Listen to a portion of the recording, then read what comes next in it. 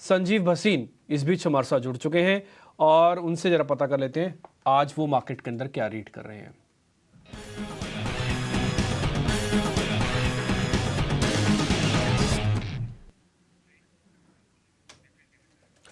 भसीन साहब, जय माता दी। आज मेरे को ऐसा लग रहा है कि जैसे आप कल बता के गए थे ना कि इसी नवरात्रों में हम 20,000 देख लेंगे, आज धीरे धीरे उसी कड़ी की तरफ सर बढ़ रहे हैं। थोड़ा गैप भी मिलेगा, कल अच्छा बेस भी बना लिया, HDFC के नंबर ठीक ठाक हैं। सर आपकी रीडिंग क्या है, एक तो जरा वो बताइएगा मार्केट्स पे, और दूसरा आज आपके शेयर्स कौन से वो भी बता दीजिएगा सर। हाँ, गुड मॉर्निंग डिम्पी जी, जय माता दी आपको भी, सारे दर्शकों को भी। और नवरात्रों के शुभ दिनों में जरूर आपको बरकत आएगी और माता ने चाहा तो जरूर 20,000 तो आया ही आया। तो इसमें दो चीजें हैं, एक तो HDFC के जो अंडर परफॉर्मेंस थी वो खत्म हो गई, I think results were in line, और जो सेलिंग आनी थी उसमें वो खत्म हो गई। रिलायंस में आई थिंक GRM स्ट्रेंथ की वजह से उसमें एक और एडेड एडवांटेज आएगा। साथ में आपको मैंने पहले भी कहा कि crude in from Russia is now seeing double the discount, तो आई थिंक रिलायंस उसका बहुत बड़ा बेनिफिशियरी है, they should add to the index. But broader market देखिए, आपको प्रियंका को मैंने चंबल, GNFC, SBI लाइव कहे थे 3-4 दिन पहले, उन्होंने बहुत स्टेलर रिटर्न्स दिए हैं। तो market is all about dynamics of rotating, index पे इतना व्यू मत दीजिए। 20,000 भी चले गया तो आपका पोर्टफोलियो कैसे कर रहा है। यहाँ पे मुझे मेटल्स बहुत पसंद है डिम्पी जी। मैं कहूंगा कि टाटा स्टील और हिंडाल्को और must haves, because copper and aluminium prices are moving up. Hindustan copper ban में है और NMDC, GMBC have seen a stellar rise, but I still think the best picks यहाँ टाटा स्टील और हिंडाल्को है, पेडिग्री स्टॉक जो इंडेक्स में है। और एक पोजिशनल प्ले है जो मैंने पहले भी कहा, SBI कार्ड्स। ये SBI cards is gaining more market share from the likes of HDFC and axis, और इस क्वार्टर से उसके जो नंबर्स आएंगे बहुत स्टेलर होंगे, प्लस उनका नेट इंटरेस्ट मार्जिन में be the highest ever in the last 16 quarters. तो SBI कार्ड यहाँ से 900 से मेरे को तो 1,000 रुपए का भाव दिखता है इन द नेक्स्ट 6 मंथ्स, लेकिन 900 रुपए का भाव आपको यहाँ से दिवाली तक जरूर आना चाहिए। संजीव जी, हमें याद है आपका चंबल फर्टिलाइजर और GNFC, in fact chemicals fertiliser space में रैली तो कल दिखी थी, लेकिन ये स्टॉक्स तो संजीव जी ने हमें पिछले हफ्ते ही दे दिए थे। बहुत बहुत शुक्रिया ये बेहतरीन स्टॉक पिक्स हमारे लिए आइडेंटिफाई करके लाने के लिए, और इनमें प्रॉफिट बुक करने की सलाह दी है ना आपने संजीव जी, ये अभी भी बने रह सकते हैं GNFC में? भाई short term trader profit book कर ले। GNFC आई थिंक आज बैन में भी है, लेकिन अंडरलाइंग बहुत स्ट्रांग है। और मैं आपको कह सकता हूं प्रियंका, थोड़े से कॉन्ट्रेरियन होइए, क्योंकि packaging industries, nylon cord, speciality chemicals, they are just raring to go, और उनमें वैल्यूएशन का बहुत कंफर्ट है। तो मैं यहाँ सजेस्ट करूंगा थोड़ा इनमें प्रॉफिट बुक कीजिए और SRF लीजिए। SRF आज आप यूफ्लेक्स वगैरह में बाइंग देख रहे हैं। SRF is the third largest player in BPOT, which is the जो आपकी पैकेजिंग बनाती है। It is the second largest player in nylon cord, और उसके अलावा फ्लोरोकेमिकल में इट्स नंबर 1। तो वो एक परफेक्ट मिक्स है जो यहां से मुझे 2700 का भाव दिखता है in the next 3 months. 2700 SRF in next 3 to 6 months आप बता रहे हैं। बहुत बहुत शुक्रिया आप समय देने के लिए, ये सारी पिक्स हमें बताने के लिए। कल सुबह फिर होती है आपसे मुलाकात, तो इन सारी डिस्कस करते हैं और विनोद के साथ एक और स्टॉक डिस्कस करते हैं। विनोद, एक्सिस कैपिटल की एक रिपोर्ट दीपक नाइट्रेट पे भी आई है, और क्योंकि इस वक्त जितने भी chemical, specially speciality chemical space है, वहाँ पर अभी भी ग्रीन शूट्स थोड़े से दिखे ज़रूर तो बीच में, लेकिन अभी भी आपको कंसर्न कई सारे दिख रहे हैं, और फिर से जो एक मोमेंटम शुरू भी हुआ था वो सस्टेन ही नहीं हो पाया। एक्सिस कैपिटल का हालांकि एक बाय रिपोर्ट है, और उन्होंने 25-20 का टारगेट भी दिया है दीपक नाइट्रेट पे। आप इस वक्त केमिकल स्पेस पर व्यू क्या बना रहे हैं, क्योंकि हम देख रहे हैं कि फर्टिलाइजर के लिए ट्रिगर्स दूसरे हैं, एग्री केमिकल स्टॉक्स भी अब चलने लगे हैं, लेकिन स्पेशलिटी केमिकल स्पेस, इसके लिए इन्वेंट्री पाइलअप, चाइना प्रेशर, हालांकि यहाँ इंपोर्ट सब्स्टिट्यूशन की बात तो की है, लेकिन किस तरह की विजिबिलिटी आपको दिख रही है अभी स्पेस पे?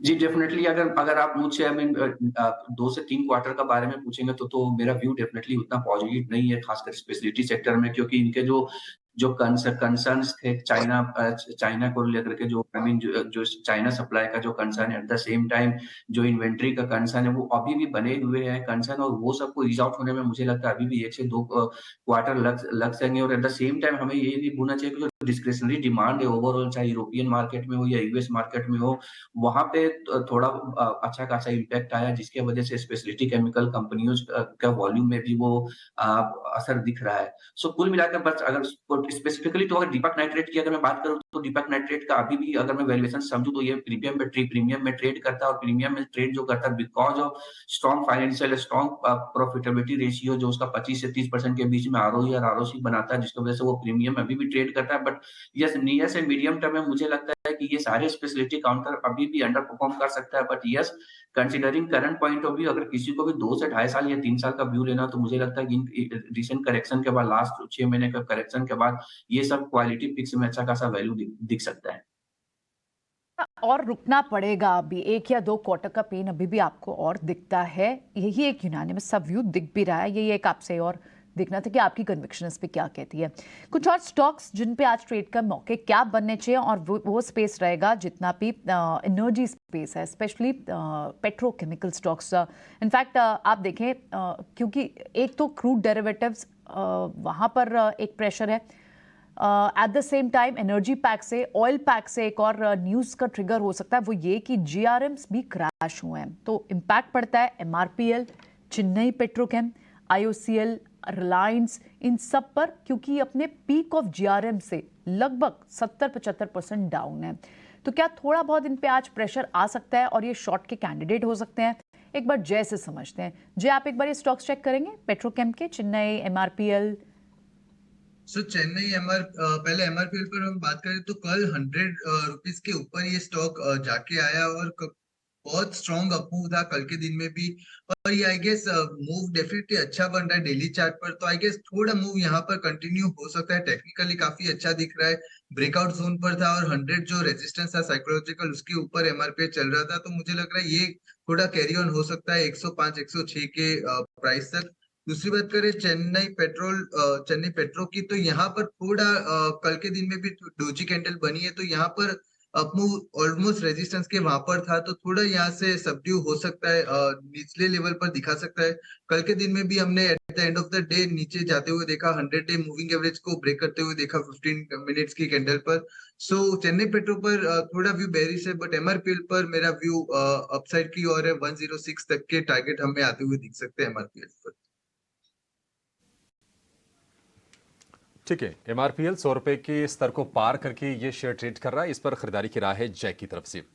केईसी इंटरनेशनल, इसको ना बड़े ऑर्डर मिले हैं, और ऑर्डर मिले कहां से? मिडिल ईस्ट से, ऑस्ट्रेलिया से, अमेरिका से। करीब करीब 1300 करोड़ रुपए के आसपास के ऑर्डर मिले हैं। टीएनडी सेक्टर यानी कि ट्रांसमिशन एंड डिस्ट्रीब्यूशन सेक्टर वाली ये कंपनी है केईसी इंटरनेशनल। हालांकि ये शेयर चला हुआ है, और पावर यूटिलिटीज, पावर एंसिलरी, जितने भी स्टॉक्स थे ना, सारे के सारे चले हैं। वैशाली, जरा आप चेक कीजिए केईसी इंटरनेशनल को, और ये बताइए कि यहां से आप कितनी तेजी की उम्मीद कर रही हैं? एक्चुअली मैं वीकली और डेली चार्ट दोनों देख रही हूँ, तो well it is a continuation and of an up trend. So मुझे लग रहा है ये 640 का एक सपोर्ट है अच्छा सा, और मेरे ख्याल से ये स्टॉक नियर टर्म टारगेट के लिए 689 690 तक जा सकता है।